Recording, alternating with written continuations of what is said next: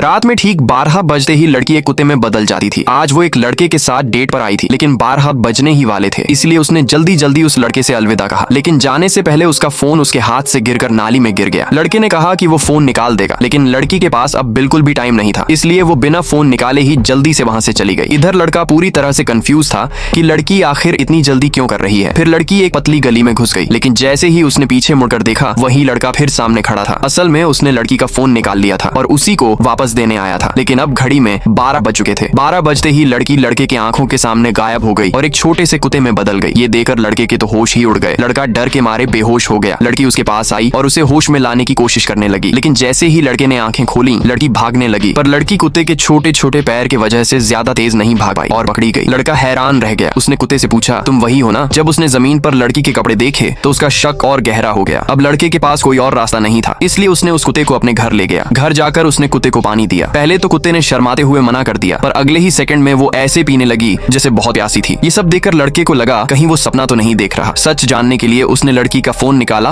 और screen lock खोलने को कहा। कुत्ते ने अपने पंजों से कुछ लाइनें खींची और लॉक खुल गया। अब लड़के को पूरा यकीन हो गया, ये कुत्ता और कोई नहीं, वही लड़की है। रात को लड़की चुपचाप निकल जाना चाहती थी, लेकिन लड़का उस पर नजर रखे हुए था। कुछ देर बाद उसे तेज खर्राटों की आवाज आई। लड़का आंखें खुले रखकर ही सो गया था। लड़की धीरे से उठी, बाहर निकलने की कोशिश की, लेकिन तभी लड़के ने सर उठाया। उसका दिल डर से धड़क उठा, पर कुछ सेकंड बाद लड़का फिर लेट गया। लड़की ने कई बार दरवाजा खोलने की कोशिश की, पर कोई फायदा नहीं हुआ। आखिरकार थक हार कर वो वापस बिस्तर पर आकर लेट गई और धीरे धीरे सो गई। सुबह जब सूरज निकला तो कुत्ता फिर से लड़की बन चुकी थी। लड़की ने जल्दी से अपने कपड़े पहने और जाने लगी, लेकिन तभी कमरे का दरवाजा खुला।